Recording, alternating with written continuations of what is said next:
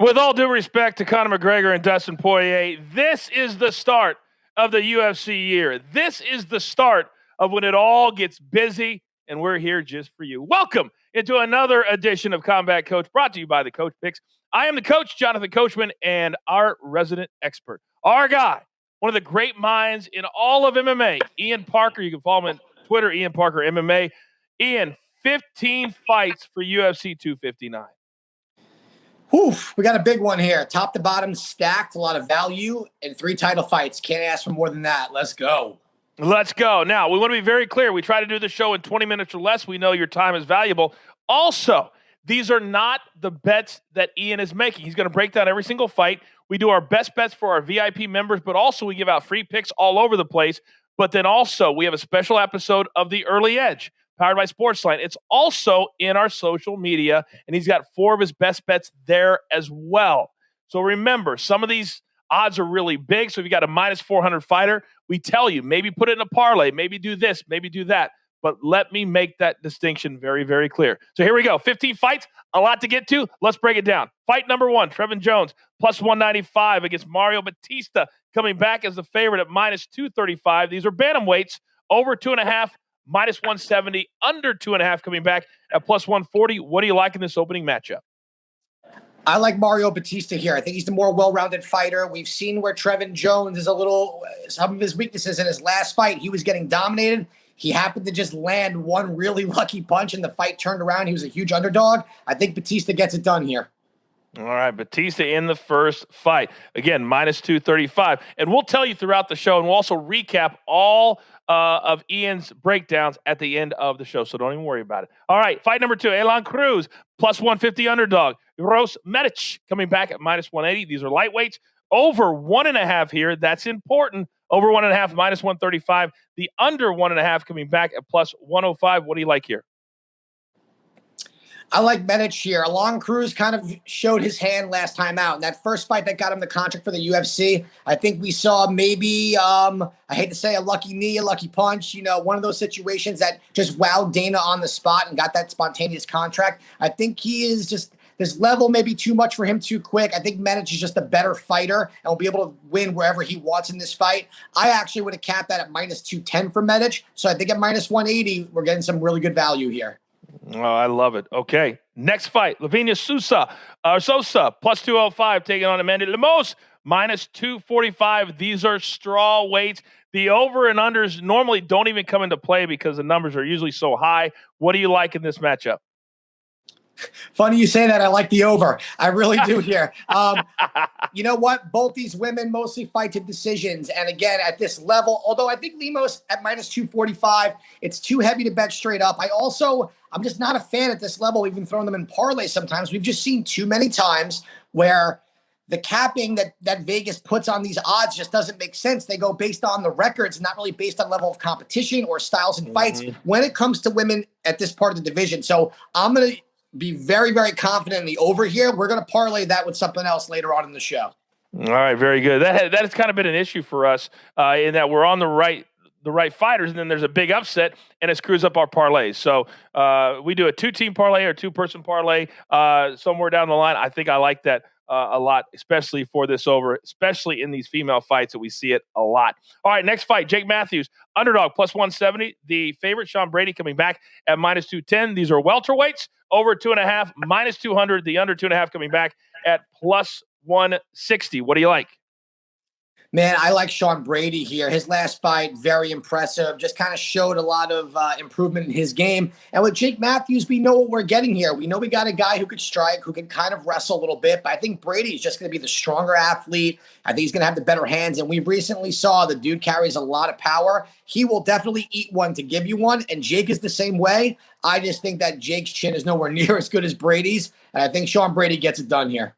All right, very good. So Brady in that welterweight matchup. All right, fight number 5. Again, there are 15 on the entire card, ESPN and then ESPN Plus pay-per-view. Kennedy, I always mess this game. Injechui, plus 200, whatever it was. Carlos Ulberg coming back at minus 255. The over 1.5, minus 165. And the under coming in 1.5, plus 135. These are light heavyweights. What do you like? I'm going to save you here. Don't even worry about pronouncing him because he's going to lose. I like Carlos here. Carlos trades with Israel Adesanya. He looked great in his last fight. Dude looks like a model and fights like a beast. I think minus 255 is a little wide only because of the inexperience in the UFC octagon. So this is a guy that you could parlay with that over. I like Carlos here. Absolutely. Okay, very good. So take Carlos and that over in the women's fight, right? That's what you said? Okay.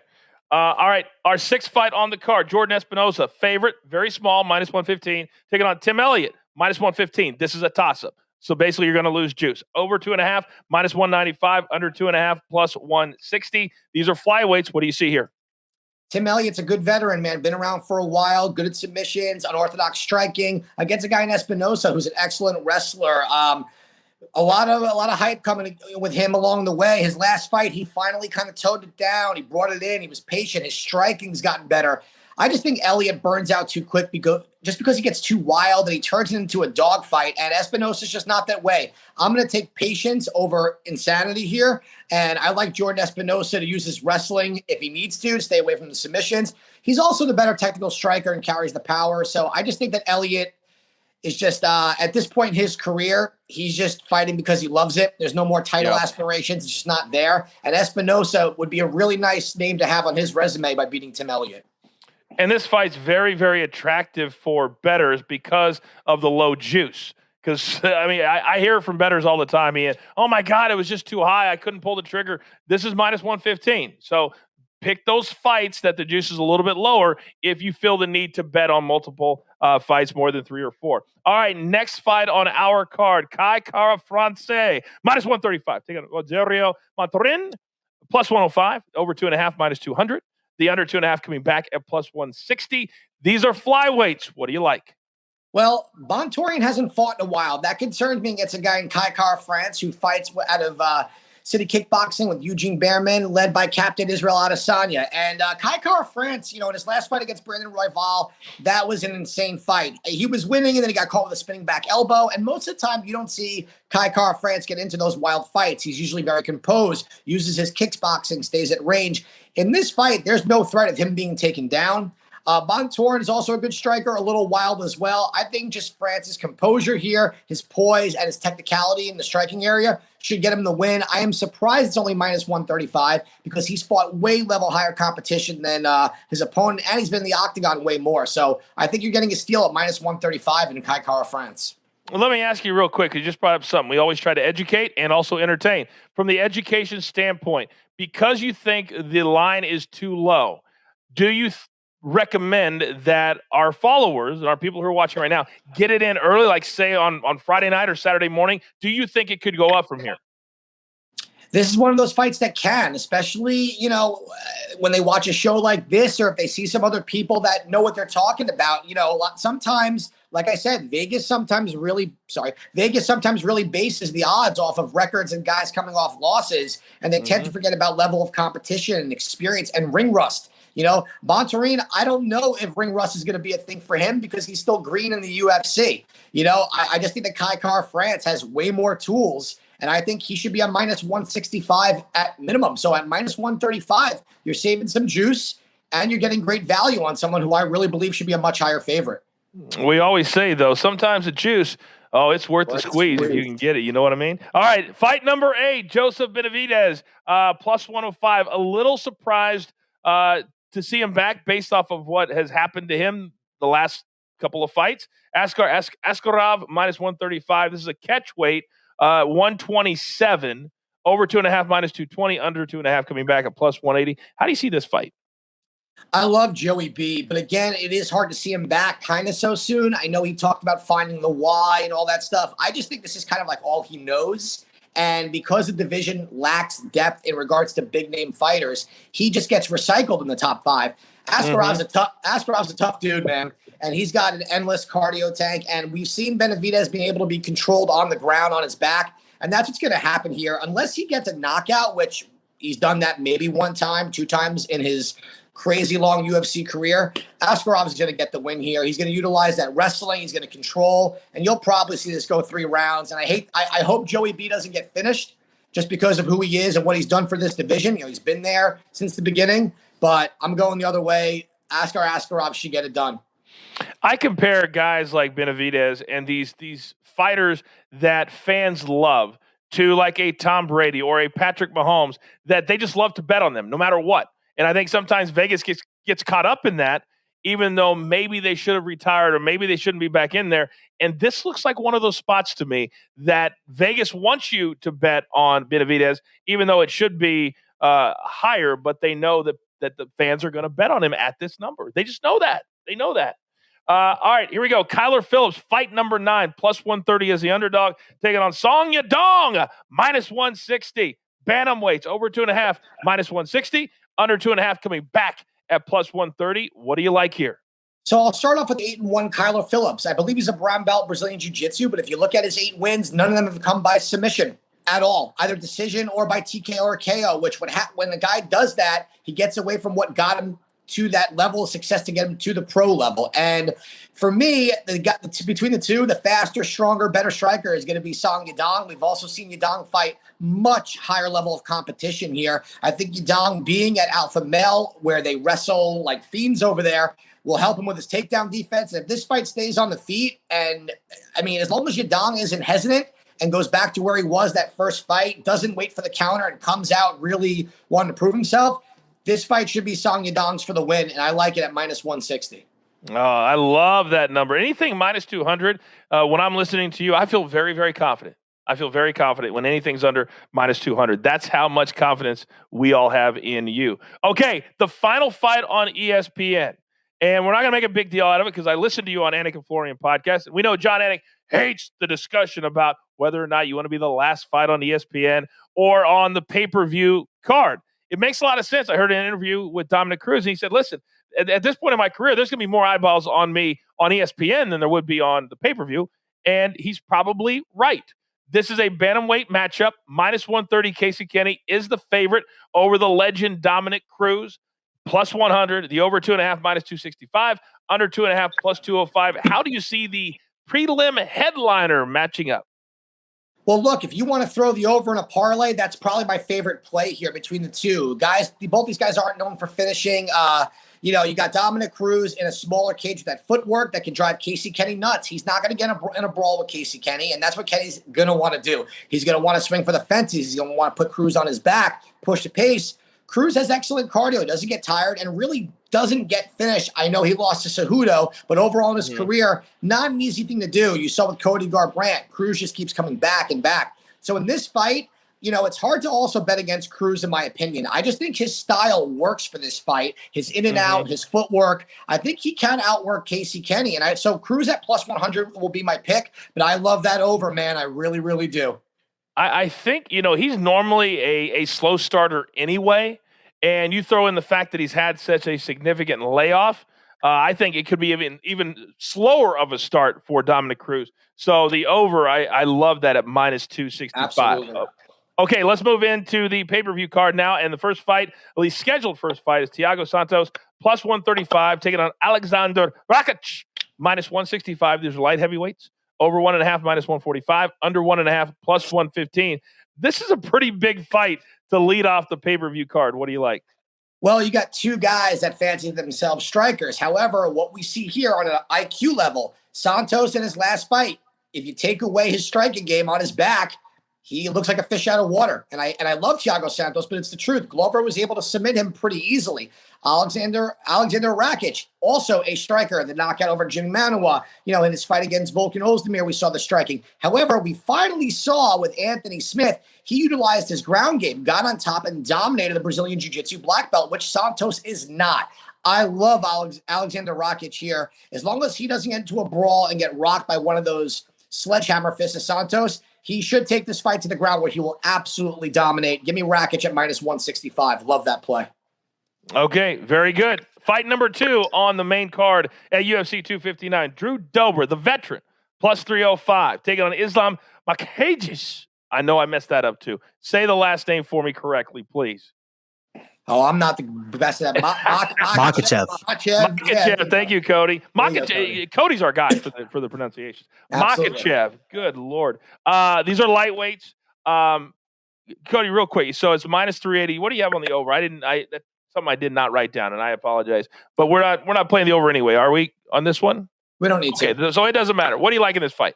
All right, so here's the thing. Drew Dober is no joke. He's got knockout power for days. He's a good wrestler, and he's actually fought better competition than Islam. However, Islam will be the better striker. He's going to be the better wrestler. He's got great cardio, and I just don't see Dober landing that monster shot here. So I like Islam at minus 380. You got to throw him in a parlay. That's way too much juice. And I don't blame if people want to throw something on Dober. We've seen that knockout power, and his evolution's been fantastic. But Islam Makhachev is being compared to the next version of Khabib. And as much as I hate doing that with hype on a guy who hasn't fought a top 5 guy or a top 8 guy yet, you just sometimes see something in someone's skill set where you get that feeling, and he's one of those guys. So I think he gets the win here. I don't think he's going to finish Dober. I think it will go all 3 rounds. But not that I want to touch the over again. He could also submit Dober. I do like Islam at minus 380. Let's throw him in a parlay as well. You know what's interesting is when you talk about the odds and where they're at, and the fact that certain people may throw some money on Dober. We've seen at least one time on every card in the last 3 or 4 that one of these big underdogs cashes. Now it's hard to cherry pick and try to figure out which one it's going to be, but if it's going to be one on this card, would this be the spot? Oh, man. There aren't a ton of big odds on this card. I don't think so. Okay. I think people do believe that Dober has that one punch, but Islam has just been getting so much hype. I don't think this would be the one. I think, believe it or not, it would be the main event, but we'll get there. Okay. Very good. Okay, next fight. Now we're into our title fights. There's 3 title fights to end the night. It's an amazing setup that Dana White has done. All 3 of these fights are scheduled for 5 rounds, and we start with what I believe could be the fight of the night. Aljamain Sterling, minus 110, taking on the champion, Peter Yan, bantamweights. Yan is minus 120. The over is 3.5. It's important, 3.5, minus 130. The under 3.5 coming back at plus 100. Wow, this one is awesome. The floor is yours, sir. Yeah, look, in both guys' last 10 fights, a combined of 3 finishes before the 3rd round. So the odds on it going over 3.5, in my opinion, are very strong, which I really do like that play. Aljamain Sterling's striking has gotten way, way better over the years, over the fights. But the way his striking is, it's not necessarily to finish. It's more to set up his takedowns to get to the ground game. And he does have the power to do it. But, the way he uses those check kicks, the way he does the calf kicks, that jab, the way he does it, the jab that he pivots towards the outside, that's not setting up a power punch. That's setting so he can lead up to his outside single, to getting a guy against the cage, running the pipe, and taking it to the floor. If you're not a wrestler, it means setting him up for his takedown to his strong side. All right. With Petr Yan, Yan is a very, very good boxer, great jab. But as you've seen, he usually doesn't get those wins early on. He usually really absorbs, and he kind of learns and sees what his guy is doing. And then all of a sudden he gets really close and he throws in his combinations and lands that cross. I don't think he's going to be able to get too close to Aljamain Sterling unless they're on the floor, in which Aljo will be on top. Give me over 3.5 all day on this fight. All right, and you're only laying 30 cents on that bet, so that's a pretty good number if you can get it. All right, our next on our trio of title fights to end the night, the odds here are astounding. So your ears are not messing up on you. The champion, the baddest woman on the planet in 2 divisions, is Amanda Nunes. Love any time she is on the card. She's delightful. She's a sweetheart, and she is a badass. To the point, Ian, that she is favored minus 910. Almost 1,000 favorite. Megan Anderson plus 560. Over 1.5, minus 135. Under 1.5, plus 105. And the fact that we talk about these over and unders in the female fights so much, and the fact that the over and under here is only 1.5, what does that say to you? Oh, I like over 1.5 here. Amanda Nunes, look what she did against Germaine Durandamy. Similar fight. Heavy-duty striker, taller and bigger than Amanda, with not the best ground game, and Amanda couldn't submit her. I think she kind of took GDR a little too lightly. With Megan Anderson, here's my issue with Megan. Do I think she's talented? Yes. Athletic? Yes. Size-wise, fantastic. Good striking. Here's my problem. The 2 people that the last woman she beat is not even like top 10 or top 8. Nobody that anyone's even heard of. I think that was that girl's first fight in the UFC. that Megan Anderson beat, right? And then when she fought Felicia Spencer, Felicia was shorter than Amanda. And what'd she do? She took Megan down and submitted her pretty quickly. Amanda's a black belt in Brazilian Jiu-Jitsu. She knows how to use her striking. So here are the two bets for this fight. I'll make this quick and easy. Unless if Megan Anderson can land a head kick, which I don't see happening, and this isn't a knock on her. She's fighting the female GOAT, or maybe even the GOAT in general. Amanda's either going to win this in the distance, which I think goes to -170, or over 1.5 at -135. I like both of those plays, absolutely. Okay. All right. For those of you novice gamblers or bettors, to bring the odds down, you can bet on a specific way that a fighter is going to win the fight. So you could do Amanda Nunes by decision, and that would be -170, far from the -900 that she is just to win the fight. So it's a great way to bring the odds down. All right, we have reached that time. It's time for our main event of the evening. This is one of those special nights. This is one of those special fights when a guy wants to see what he is made of. In Israel Adesanya, he said, this is what I'm going to do, Ian, and now he's doing it. And he's a -235 favorite, and it's moving around, but it's in that range. Jan Blachowicz, +195. But think about this, Ian. He's the light heavyweight champion of the world, and he is a +195 underdog. The over 2.5, -140. The under 2.5 coming back at +110. Lay this out for everybody. Yeah, look, Jan Blachowicz has done the unthinkable. He went from almost being cut to becoming champion. You know, beating Luke Rockhold, who made his debut at 205, knocking him out. No one thought that was going to happen. And then beating Dominick Reyes, he was the underdog also. People seem to really undervalue and underrate his striking, his power, his overall game. However, I think this is one of the fights where he's fighting a middleweight jumping up, where this style does not work out well for him. He is fighting a guy in Adesanya who's not going to just stand right in front of him and allow the power to make a difference. He's also, his takedown defense has become I don't want to say world class, but it's become really strong to the point where someone like Blachowicz, who's not known for his wrestling, is not going to surprise him. And I think what we're going to see is very similar to Adesanya's last fight against Paulo Costa. Costa, also a very powerful striker with speed, comes forward, no fear in getting hit. I really do think Adesanya is going to win this fight. I think he's going to win it probably by the 4th round. And at -225, I think it's a steal. I love Jan Blachowicz. I love what he represents in the sport. Sweetheart, but he is running into possibly one of the best fighters to ever touch the cage now and for the next 5 to 7 years, whatever Adesanya decides to do. Adesanya is going to be too technical, too fast, too many options, too elusive. And Blachowicz, in my opinion, has to rely on the power or getting the fight to the floor and being on top. And I just don't see it happen. I am more than happy to lay that juice at -225. Give me Israel Adesanya, and he will become the champ after Saturday night. As I said, it's hovering in -225, 235, some places even 240. How high up would you allow it to go before you would feel comfortable still making the play?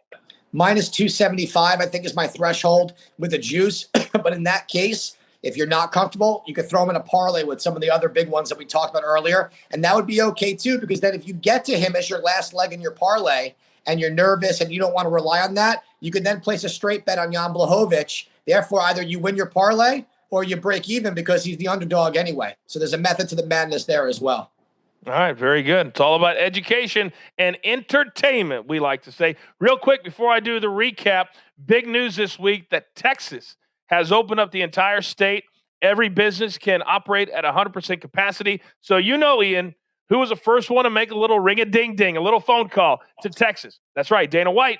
Now, Dallas has said, no, we don't want you.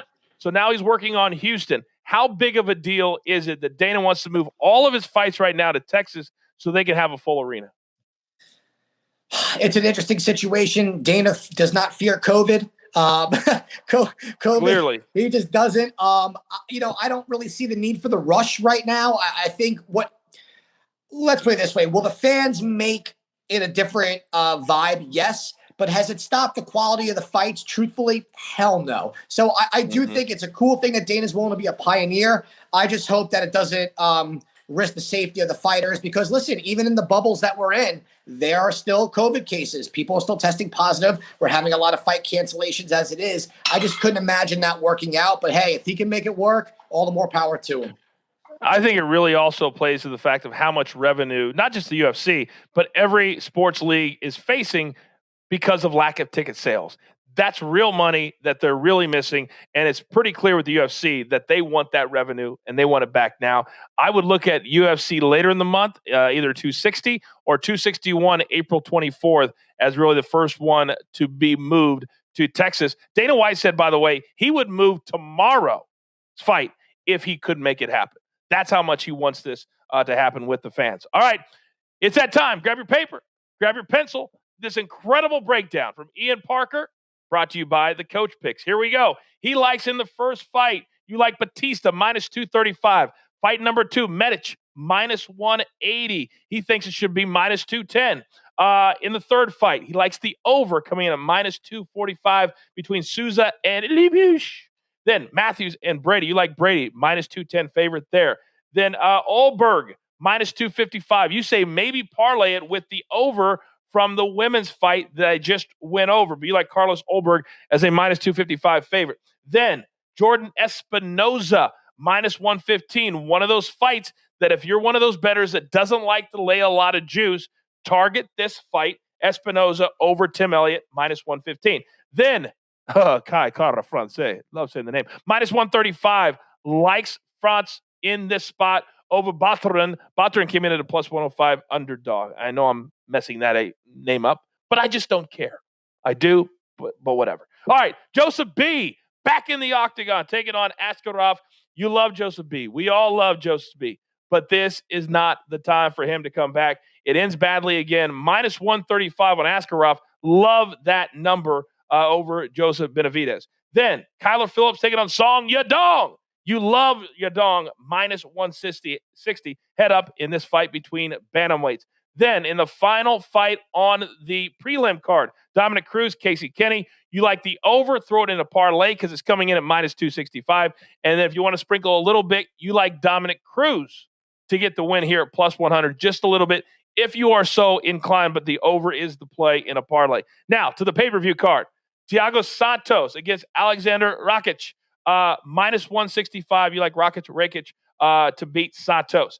Then Drew Dober, plus 305. We're going on the other side in a parlay. Makhachev, Cody, I got it right. Makhachev, right? I think I got it right. There you go. Throw him in a parlay. Then Aljamain Sterling as we start our title fights. And Peter Yan. It's going to be a tremendous fight. Ian loves the over coming in at just a minus 130. Then the ladies, Megan Anderson, Amanda Nunes, the over or Nunes by decision. Either one. The over coming in at minus 135 and winning by going the distance in a decision comes in at minus 170 for the Lioness. Then finally, in our main event, Jan Blachowicz and Israel Adesanya. You like Adesanya to win. You would bet it all the way up to minus 275. All right. You've got your marching orders. Make sure you follow us on social media because Ian is always giving out maybe a free play here, some advice there. We're always here to educate. Roll with us, and you'll take more than less tickets straight to the pay window. For the duck, quack, quack, Ian Parker, our amazing producer, Cody Merrill. We do it all ourselves every single time. I am the coach. We'll see all of you at UFC 259. Good luck.